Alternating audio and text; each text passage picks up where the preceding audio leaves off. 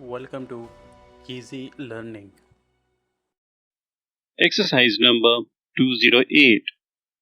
We left King's Cross Station on time, but owing to a defective signal near Grantham, we suffered a delay of 15 minutes.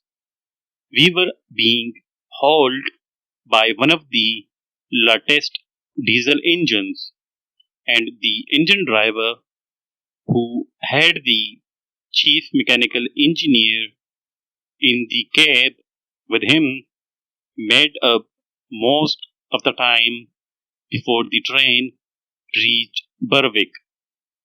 His speed at times was well over 70 miles an hour. For a heavy passenger train, this was a fine performance. On our arrival at Edinburgh, I had a chat with the engine driver, and he told me that the locomotive was capable of a much higher speed, but he had to reduce speed fairly frequently because of permanent way slows.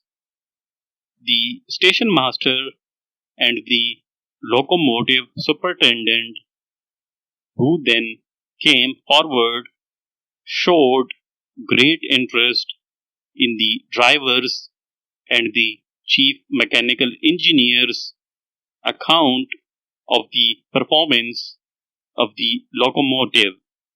Full stop.